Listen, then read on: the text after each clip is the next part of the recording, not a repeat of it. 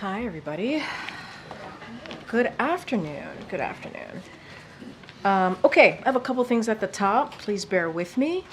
So on Saturday, a suspect shot and injured 5 individuals along Interstate 75 in Kentucky and is still at large. We are praying for those who were injured and wishing them a speedy recovery. The president was briefed over the weekend, and he urges residents to remain vigilant and listen to local officials as they continue to investigate. The administration is in touch with state and local officials, and federal law enforcement is supporting the local investigation and efforts to apprehend the suspects. Next, we are praying for the thousands of Americans under mandatory evacuations under orders out west. Senior administration officials are monitoring the fires, including the Line Fire in California and the Davis Fire in Nevada, and are in close touch with state and local leaders to ensure they have the resources they need. Over 7,000 federal personnel are supporting local firefighting efforts across multiple states. Residents in the affected areas should remain vigilant and heed the warnings of local officials, especially those who have been ordered to evacuate. President Biden and Vice President Harris believe that health care is a right, not a privilege, and the mental health care is health care, period. But for millions of Americans, care for mental health and substance use conditions is still hard to find and hard to afford. Today, the Biden-Harris administration is taking a step forward, changing that by placing new requirements on health plans that will improve and strengthen access to mental health care for 175 million Americans with private health insurance. For the president, it's simple. If you have a mental health crisis, you should be able to access the care that you need, the same way you access care for a broken bone or a heart attack. Addressing mental health crisis is a key priority for this president, for this administration, and the steps being taken today will dramatically expand access to mental health care in America. And finally, later this afternoon, the president will be joined by elected officials and advocates to celebrate the 31st anniversary of the Americans with Disability Act and mark Disability Pride Month. One of the president's first acts as a U.S. senator was co-sponsoring the Rehabilitation Act, which banned discrimination on the basis of disability by any entity funded by the federal government and paved the way for the Americans with Disability Act. Since taking office, President Biden and Vice President Harris have carried the same commitment to ensuring disabled Americans are treated with dignity, respect, and inclusion, are able to live and thrive in their communities. Under the president, under this administration, the Biden-Harris administration, Americans with disabilities have seen historic increases in employment and earnings, and the administration has taken significant steps to protect civil rights and promote full participation in society. And that work will continue. With that, I will turn it over to my colleague, Admiral John Kirby, who's here to take some questions on the House Foreign Affairs Committee's report released yesterday on the Afghanistan withdrawal. With that, Admiral. Thank you, Karine. Afternoon, everybody. As you saw today, House Republicans released their investigation report into Afghanistan withdrawal. This comes, of course, 2 years after their first report, and this one says little or nothing new. We've already issued comment about the one-sided partisan nature of this report, so I'm not going to belabor that right now, but I do think a brief rundown of actual facts is important.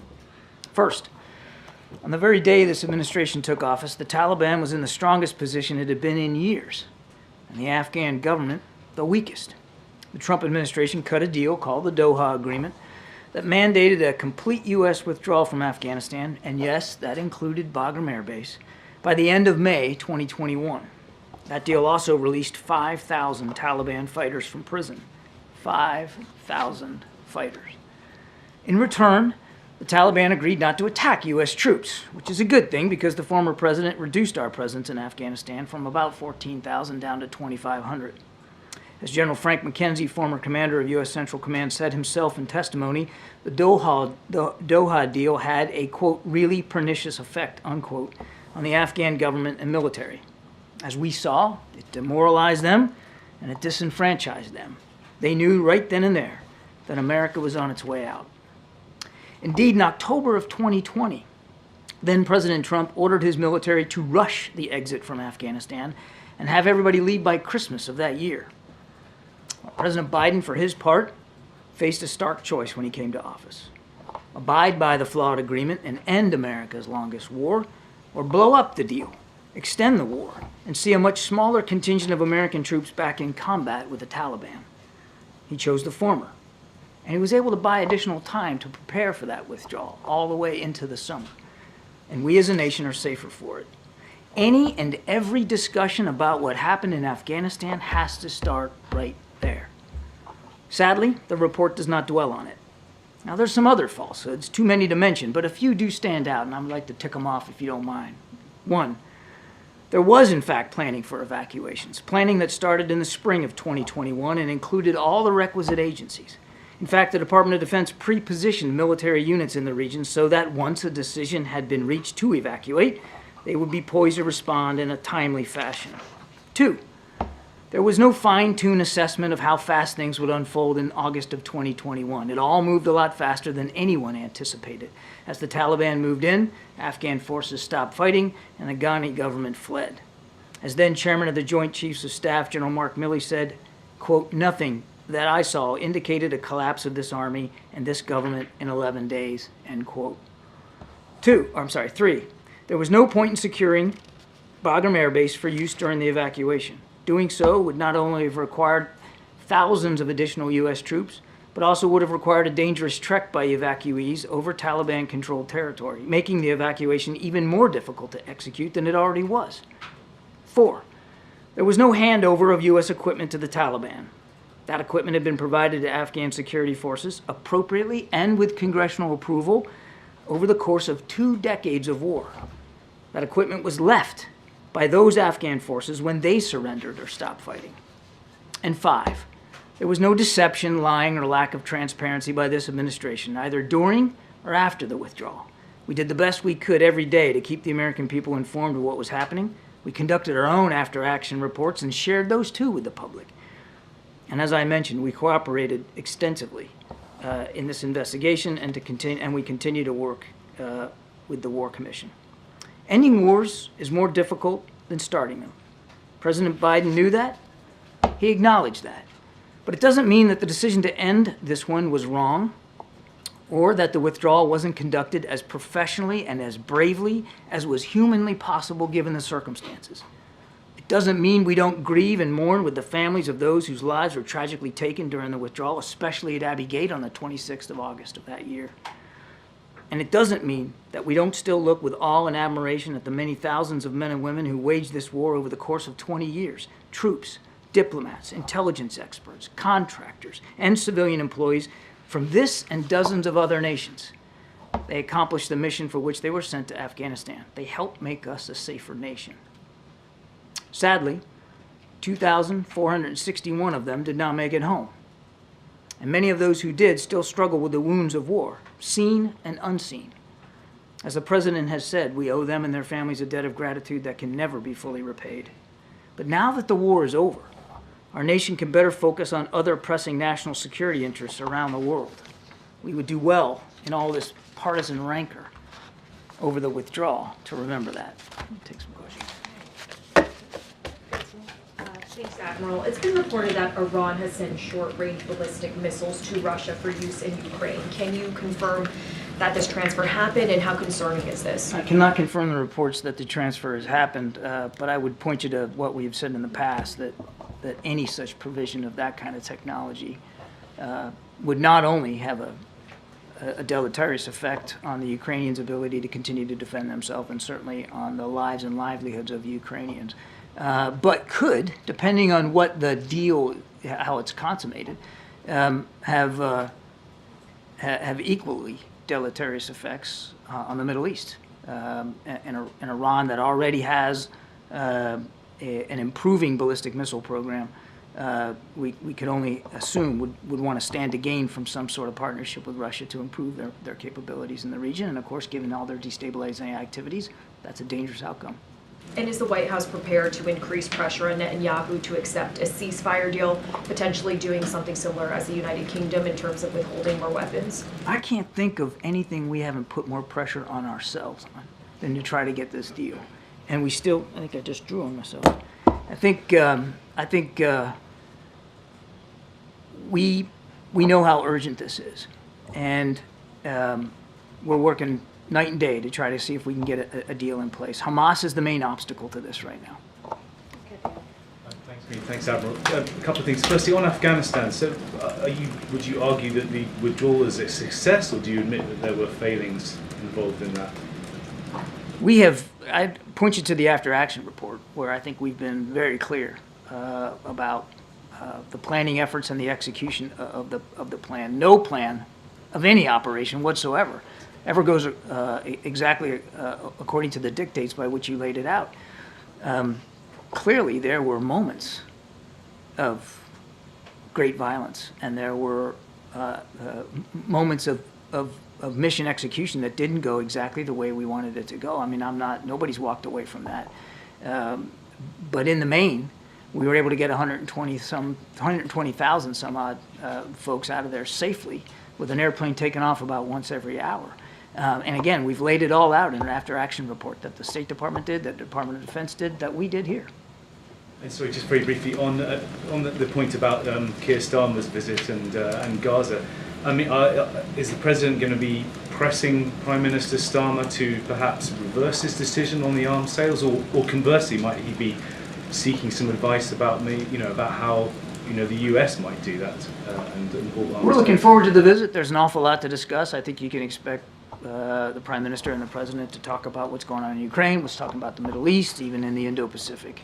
This isn't about twisting arms or trying to change minds. The British government has made their determination about arms provisions to Israel. We respect that. That's for them to speak to.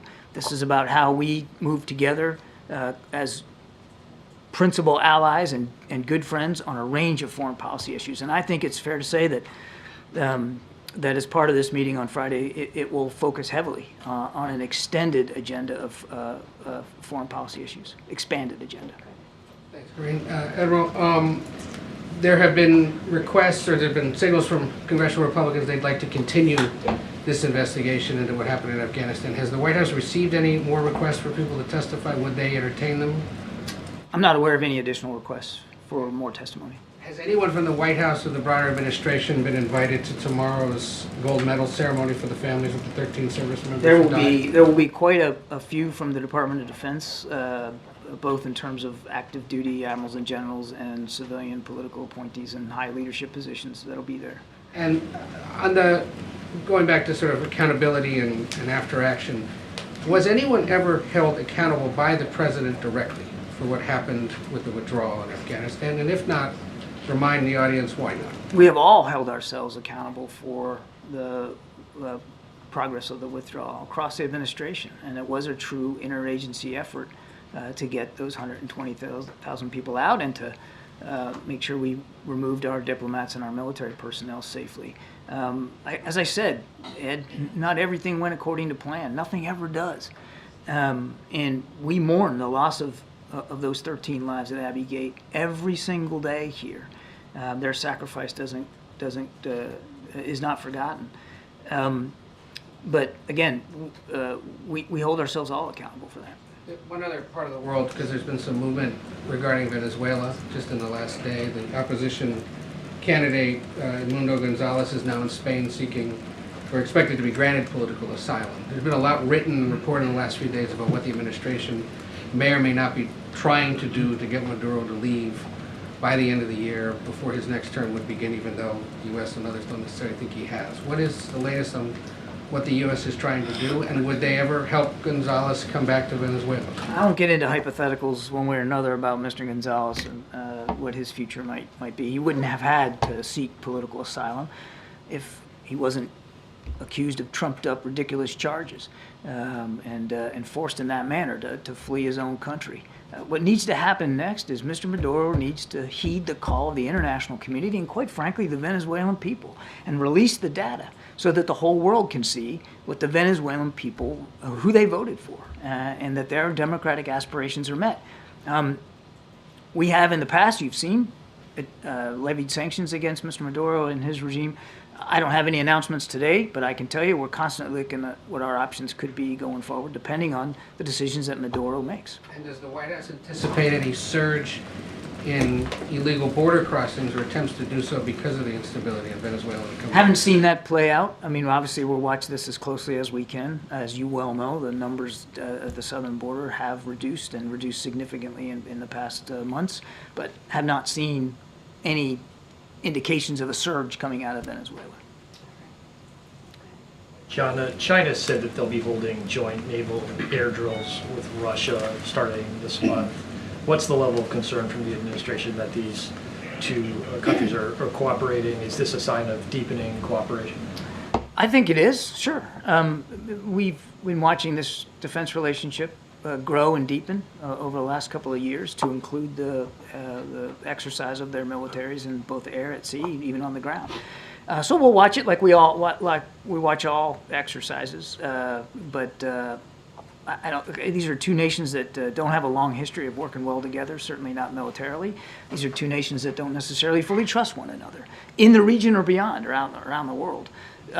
So I see no reason for us to change our own military posture or deterrent posture as a result of this exercise. This is a long planned exercise. It's a part of their regimen. So we'll watch it and monitor, but there's no there's no dramatic imminent concern about it. All right, just a couple more. Go ahead. Thank you, John. Firstly, on China, there are a raft of bills up for vote in Congress this week that have to do with keeping China from accessing Inflation Reduction Act funding, that limit their EV market, that try to counter their influence on culture. Are these things that the administration supports? And do we expect to see these carried through in the Harris administration? Well, let's see where it goes. I don't like to talk about draft legislation one way or the other. Okay. Well, let's talk about Afghanistan then. Chairman McCall drew a direct line and countered something you just said, which is you said they helped make us a safer nation. He believes that the withdrawal from Afghanistan. Right, Jackie. Do you need a minute? He argues that the withdrawal from Afghanistan has in fact made the United States more susceptible to terrorism because of those prisoners released from Bagram. What can you say to the American people to assure them that this administration is trying to keep them safe, and how safe are they? Boy, just go on CENTCOM's website. Look at the press releases that they send every time they take out a leader of ISIS or an Al-Qaeda leader. We have proven the case about over-the-horizon counterterrorism capability to a fairly well. Now, that doesn't mean we're sitting back, resting fat, dumb, and happy. That's the kind of capability you have to keep working at and keep trying to improve, and we are. I think it's also important to look at what else is going around the world. You know who would have loved for us to be stuck in Afghanistan for another 20 years is President Putin, President Xi.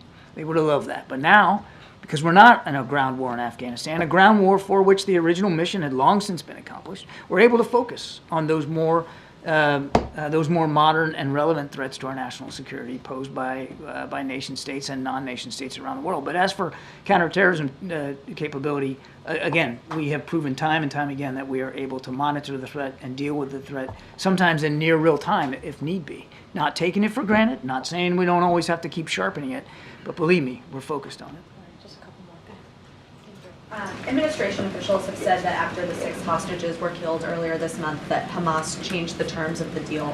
Did Hamas explicitly tell mediators that there are new terms, that they want more prisoners released?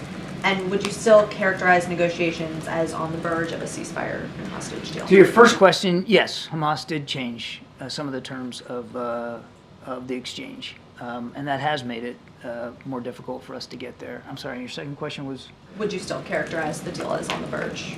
We still believe that even for the new amendments that Hamas has made, that it's still worth an effort to try to see if we can't get back into a ceasefire negotiation, but we're not there right now. Sir, there's a report that the president's convening his national security team on this issue today. Obviously, it's not on his public schedule. Is there anything more you can say about who he's bringing in or what he's doing, or is this part of the ongoing conversation? I think there was a little bit of a miscommunication, Kelly. What was being referred to was his normal presidential daily briefing, where he's presented with the intelligence of the day and has a chance to speak to some members of his national security team when he does that. It was not a major NSC meeting. Thanks, John. The American citizen who was killed in the West Bank on Friday, Aysen Arege, has the president had a chance to speak to her family at all? And do you have any sense of where the investigation stands? I know that you all had asked for the ball to get rolling on an investigation to her death. Do you know if there are any updates on that? He has not spoken to the family as of yet. I don't have a call to talk about today. Obviously, we continue to mourn with her family, of course.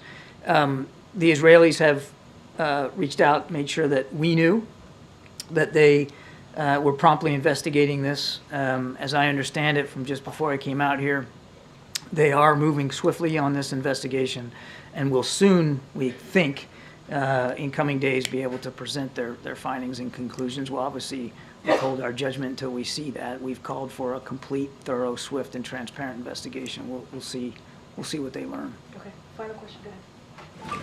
Oh, hi, thank you.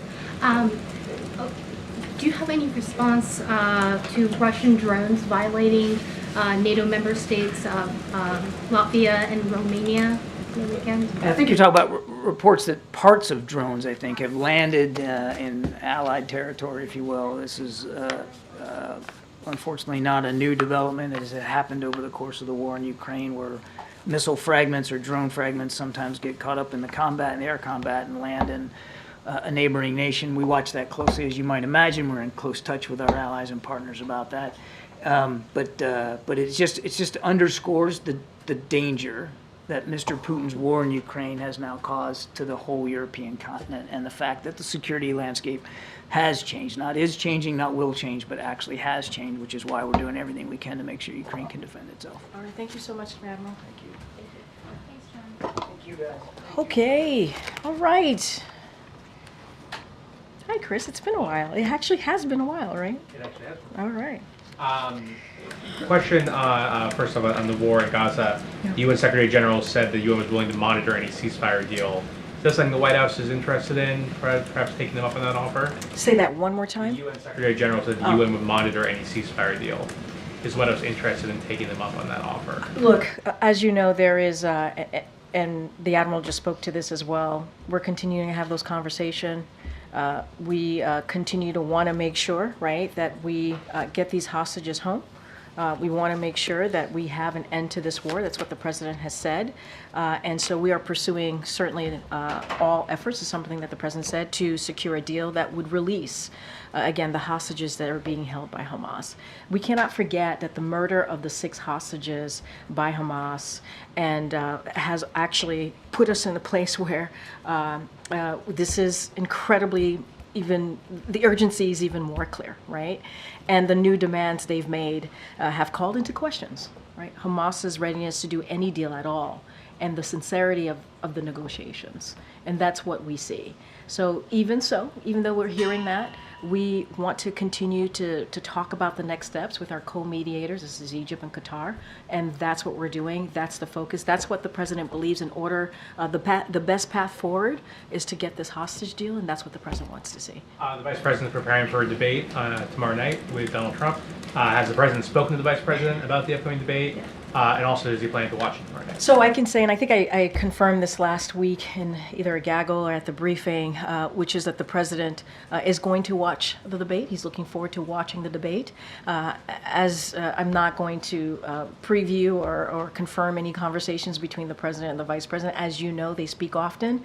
The president is incredibly proud of the vice president. I just don't have anything to share beyond that, but he will be watching. We'll be watching in New York. Yeah, what is he watching for? I mean, I'm not going to get into details, but he'll be watching. He'll be obviously supporting the vice president in her debate. I just don't have anything else to add to that.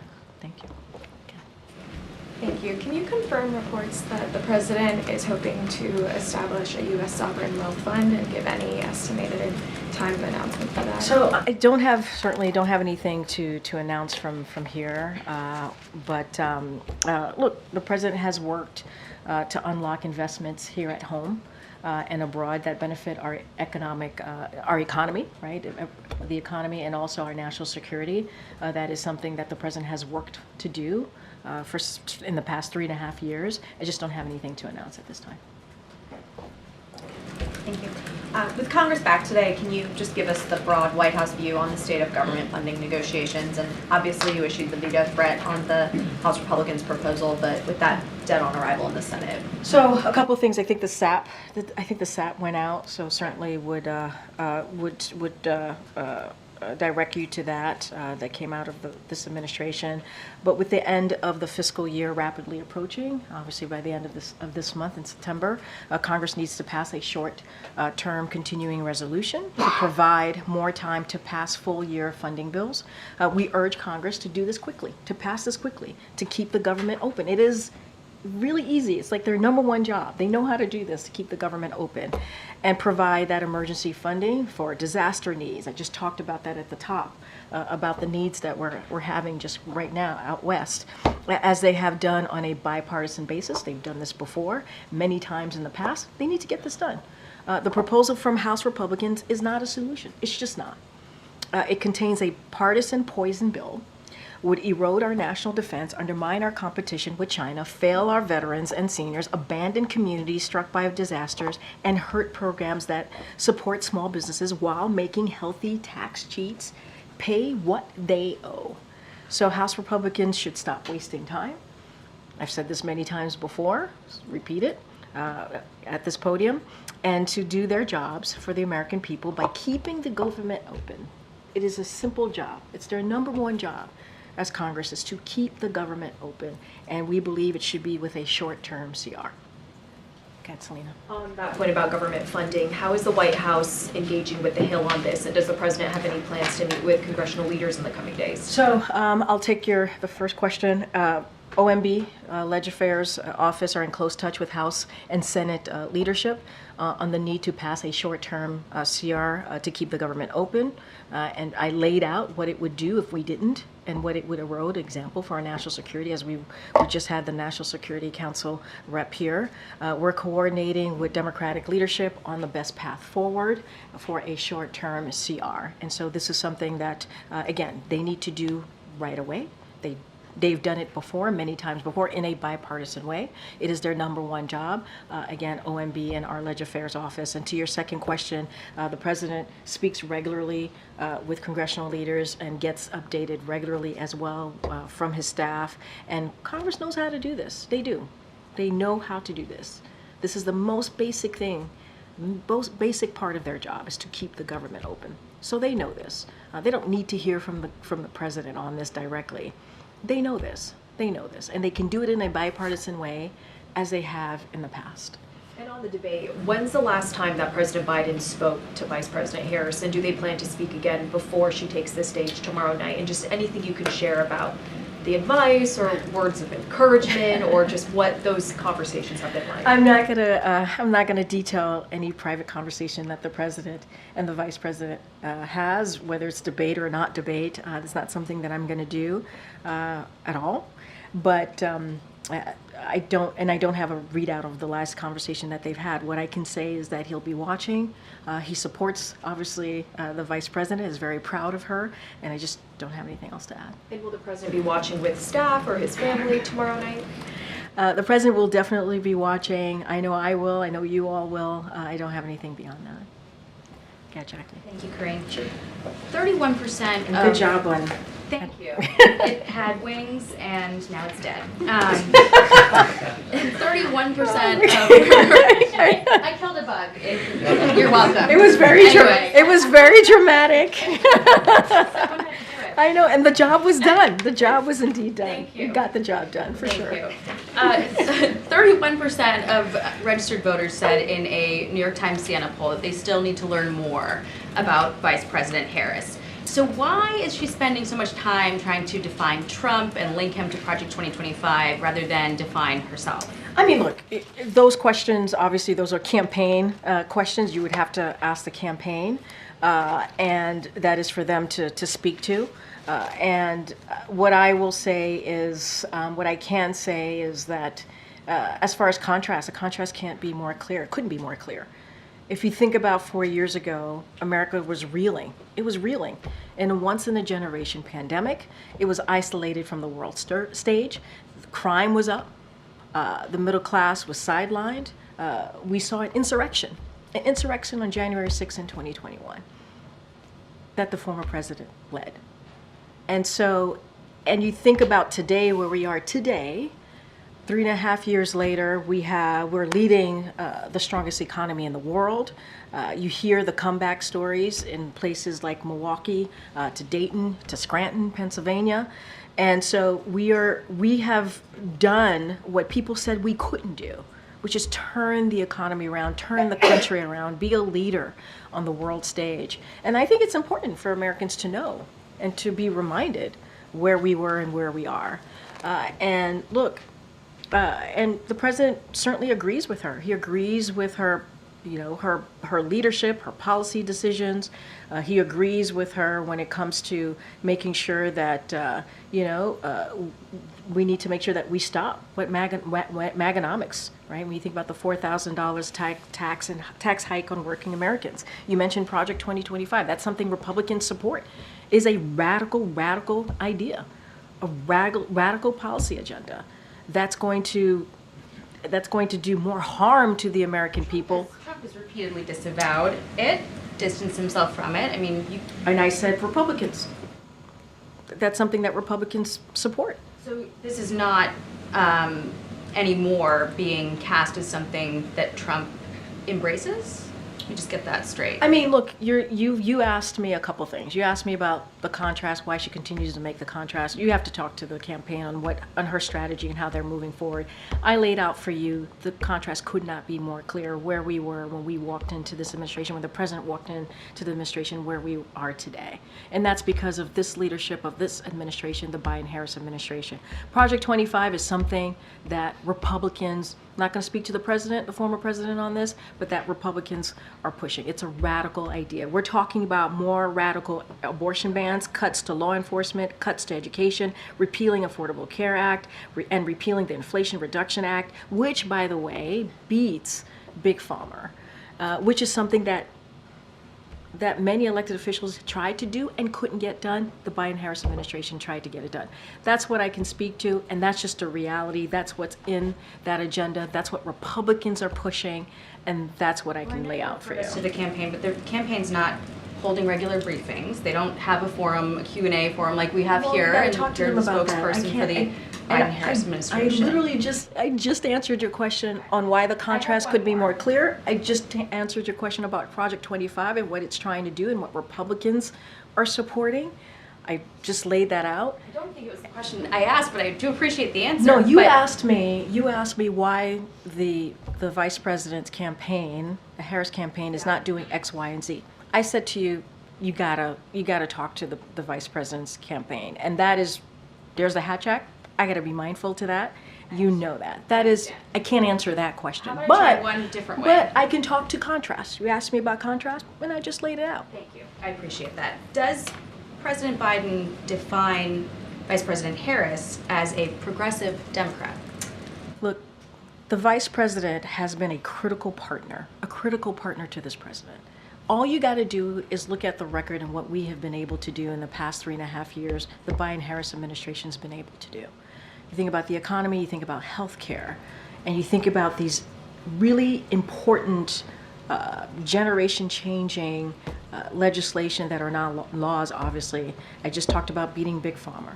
That's important. That was the Inflation Reduction Act that only Democrats voted for. Now Republicans want to repeal. They want to take that away. Taking away lowering cost for the American people.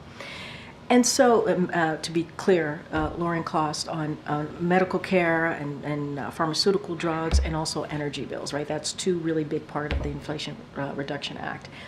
The president is not going to be labeling the vice president.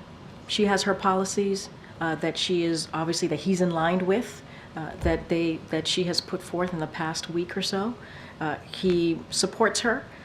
He believes in her leadership, and that's what I can share with you. We are allowing for a contrast with Trump, but not a contrast with other Democrats. Because Senator Bernie Sanders, for instance, said that he still views her as a progressive Democrat. He said that she's, in fact, not abandoning her ideals, but making a pragmatic play toward the center to win the election. And that sends a chill down the spine of some people who might be in the middle or to the center right, considering her. And when she's been trying to position herself as a more moderate figure now than she was in 2020, where does she stand exactly? So, first of all, the senator is going to speak for himself. That's for him to speak to. I'm not going to get into I agree or disagree with him. What I can tell you is this president believes in her leadership and believes in her bold policy agenda. That is something that the president is in line with her on, right? And we're talking about strengthening the middle class. That's what we believe her bold policy agenda continues to do. And that's important. You hear the president talking about building economy from the bottom up, middle out, and strengthening the middle class. We're in line. More economic opportunity. The president wants to see that. And we're talking about like tax cuts for working people, fighting corporate pricing gouging, lowering costs, having the wealthy pay their fair share. We're in line. We're in line with what the vice president is putting forth. Her bold policy agenda to make sure that we do not leave people behind. I'm not going to stand here and label the vice president. The senator has every right to say whatever he wants to say. What I can say is the president agrees with her bold policy agenda and her leadership. Wait, did I just call on you? Okay, let me just try and get other people. Go ahead, Karen. Go ahead, Karen. The Congressional Black Caucus today released its corporate accountability report on diversity, equity, and inclusion. It asks corporate organizations to reaffirm their commitments to DEI, update on racial equity investments, and work with the CBC to create legislative solutions that will help close the racial wealth gap. Does the administration have a reaction to this report? Have they engaged with the CBC or advised them about this report at all? So it just came out. We hadn't had a chance to review the report, but this is something that this administration believes, how diversity is our strength. You hear the president say this, and that is something that the president believes. And that is true whether it's in schools, our military, or businesses. It is important. And it is true for our government. Where he has assembled the most diverse presidential administration in history. That is something that this president and this vice president has done. And just a couple of things. In June, when senior White House officials, they were able to welcome business executive and civil rights leaders to the White House for a discussion on ensuring how Americans have access to economic opportunities. That wasn't that long ago, just a couple of months ago. And at that event, business leaders joined civil rights leaders and congressional staff to share best practices and actions that will protect and create pathways to opportunity. So this is an administration that understands that it is important to not leave any communities behind. And I think what we've been able to show these 3.5 years, how those communities who have felt behind, like they were left behind, are now included in the process. They're included in our policies. They're included in our legislation. They're included in how we move forward, even in executive actions, right? And this is the president that takes that very seriously. He also believes it's important to have those different voices at the table, hence having a very diverse, the most diverse administration. And so while we haven't gone through the study, what we can say, we believe diversity is indeed our strength. It is important to continue to do that work, and that's what you're going to see from this administration. CBC is also, as you know, hosting their annual legislative conference this week, and the president is hosting a Black Excellence brunch on Friday. Was that intentionally planned for this week with CBC? And what can you share about the president's remarks that he will be giving? Yeah, so not going to get ahead of his remarks. The president's looking very much forward to holding that brunch here, the Black Excellence brunch here on the South Lawn on Friday, as you just said. But I could share a little bit just more broadly. You can expect the president to speak about the enormous contribution that Black Americans have made to this nation. You've heard the president say that before as well. And continuing our efforts, as I just stated moments ago, about making sure that there are opportunities for all Americans, including Black Americans. So that is something that the president certainly, I think, will touch on, and you will hear more from him on Friday. Is the president or vice president attending the Phoenix Awards and giving remarks this year? We'll have more to share in a couple of days. We'll have more to share. Go ahead, sir. Go ahead, sir. Go ahead, sir. Yeah, on mental health parity, enforcement's long been an issue, and many plans haven't complied with requirements over the years. Does the administration plan to be more aggressive in terms of enforcement going forward on this? Well, anything that's might be the legalities of it, I'm just not going to get into hypotheticals. It's obviously an issue that's very important to us. It's a great step forward when we talk about the mental health parity, and it's a parity, right? Healthcare, mental health, it should be healthcare. And so we're going to certainly continue to make sure that effort is a key part of this administration in the next 4 or 5 months. Any legal stuff, I'm just not going to get into hypotheticals or anything like that, but this will continue to be a priority that I can continue to be very clear on. Kat Kellyo. How would you describe the way in which in briefings and in other White House communications since July 21st, you reference the vice president more? We hear now more Biden-Harris administration, when if we look back, it would have been much more focused on just the president. So as you do that, how do you describe the importance of, in this official way, talking about her and linking her to the accomplishments? Look, I think it is important for Americans to know that the vice president has played a very big role in the success of this administration over the last 3.5 years. And we have said this before, even before July 21st, how much of a partner she's been, a critical partner. It is not the first time that we've said it. Maybe we're saying it more, to your point, but we've been pretty consistent in saying that their partnership is important, and how she has had even a critical role. If you think about some of these historic pieces of legislation where she was that vote, the vote that she made in the Senate, helped pass that legislation and turn it into law, the Inflation Reduction Act, for example. And so, I think it is important to note how much of a key partner that she's been. And that's something that the president wants us to do. He wants us to make clear to the American people that Vice President Harris has been here from day one, obviously, and has had a leadership role, and will continue to do that. And do you see that as a part of her introducing herself to the country, which is something her campaign has talked about, but again, in this official lane?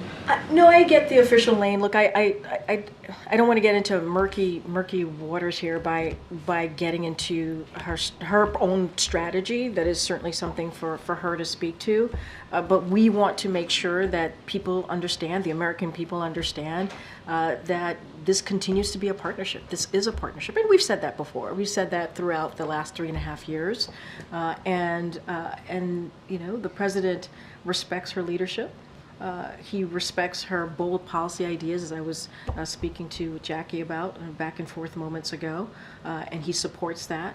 And I think it's important for the American people to understand that, to be very clear. And that's one thing that we want to be very clear about from here. Go ahead, in the back. The Office of Management and Budget has asked federal agencies to start thinking about the transition, that regardless of where we are in a couple months and who wins, there's going to be some kind of transition. How are you all thinking about that? How is the president thinking about that? Especially given, I know at the beginning of this administration, a frequent refrain from your office was we didn't have a lot of help during the transition from agencies within the government, people within the government. How are you all thinking about what you want that to look like? So let me just state this first so that folks who are watching understand, because I know you all understand this. What is happening right now is common. It is not unusual. It is something that every administration at this point, who are clearly coming to the end of their administration, have to do. So it's a common process, nothing unusual there.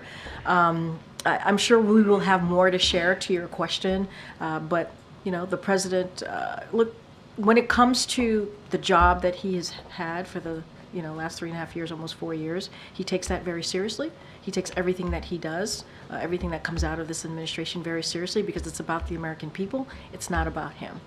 And in order to have a successful government, he has to have that leadership to make sure it's a successful government, right? It doesn't matter for him or whoever is next. So I'm certain we'll have more to share. But again, it's not unusual. The president's always going to do what's right for the American people, and this is part of that. The last transition was, you're talking about how it's not unusual for government to start thinking about this, but the last transition was anything but usual. I agree with you. I'm not disagreeing. Disputed. But that's not going to be what this president does. Has he given any specific guidance? Has your colleagues begun thinking about how you want to make it different? I mean, 4 years ago was not normal for a lot of reasons. You are exactly right. I'm not disagreeing with you, and we do not want to go back there, right? We do not want that. We do not want to repeat what we saw the last time around in the last administration. It should not be about someone's personal agenda. It should be about the American people. And I think if you've seen anything, especially these past couple of months from this president, is that he cares. He puts the American people first, and that's how, in your question, that's what he's going to do. He's going to do what's right for the American people, and how do we move forward in the way that we put them first. That's the best that I can answer that for you. Thank you. No problem. Karine, good to see you. I wonder what the White House makes of former President Trump's comments over the weekend saying, when I win, those people who cheated in elections in 2020 and 2024 will be prosecuted to the fullest extent of the law. Have you seen those comments? Has the president seen those comments? And what do you make of them? I can say I have not spoken to the president about those types of comments.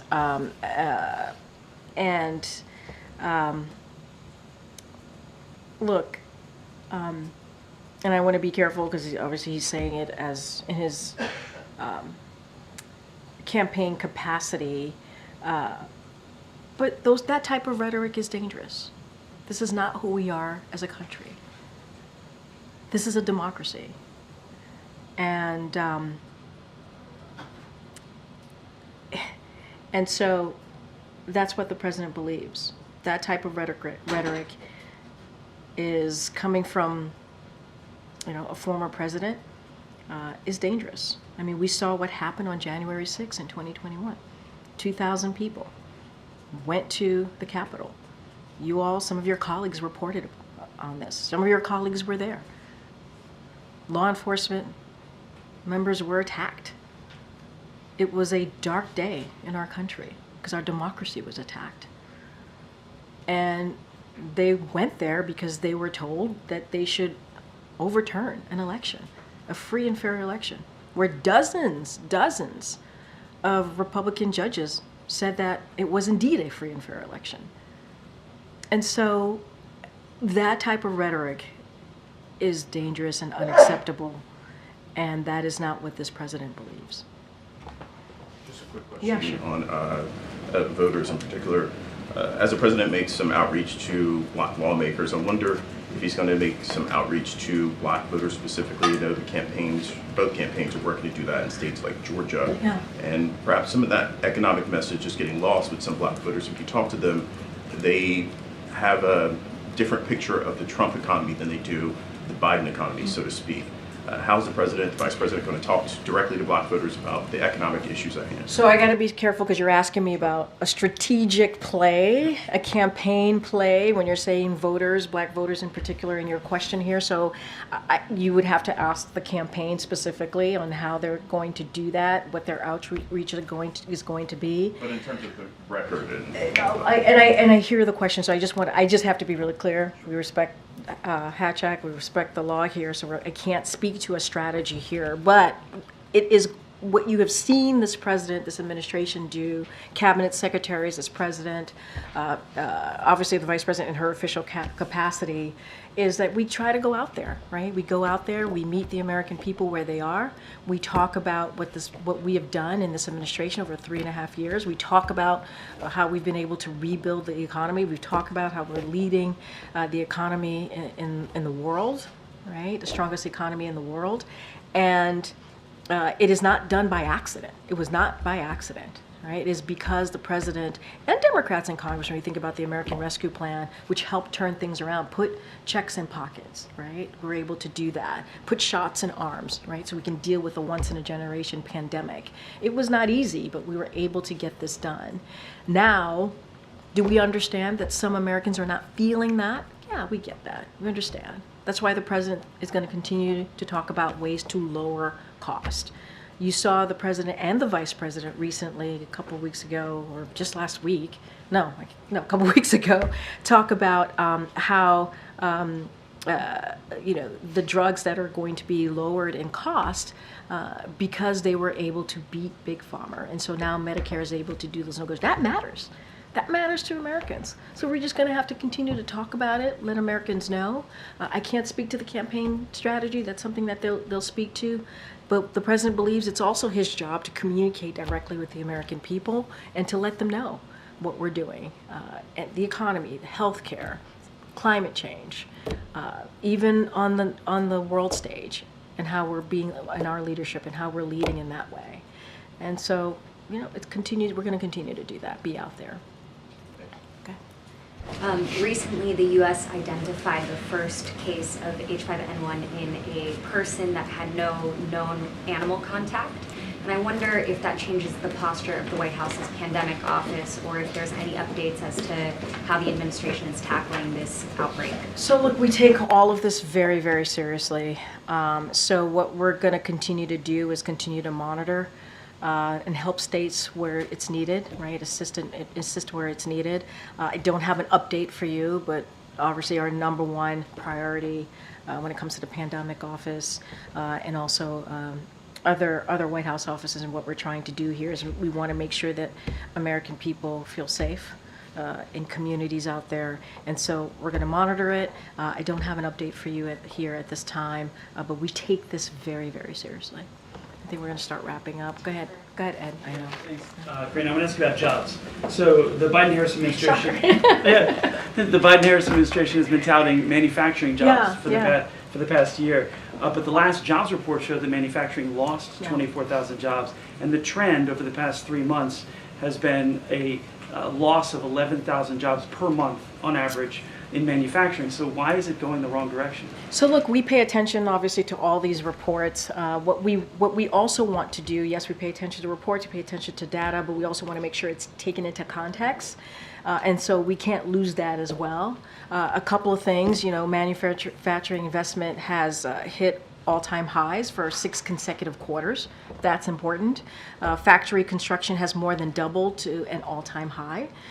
And it takes time for factories to build and to be built, and also manufacturing jobs to be created. And so we've created over 1.6 million jobs in manufacturing and construction. So you got to put this all into context. And we've seen businesses invest more than $900 billion in manufacturing and clean energy. And one analyst said, and I quote them, "After years of inaction, America is now building factories at a rapid rate." And that is because of what we've been doing, which is investing in America. And there's always more work to be done. And that's something that you can see from this administration. So you need more time? Is there a time frame as to when those jobs will materialize? I don't have a time frame for you, but what I can say is we got to take them all into context, right? We do. Data is important. We pay attention to reports, but we can't miss what we've seen the last 6 months. months, right? Consecutive 6 months as well.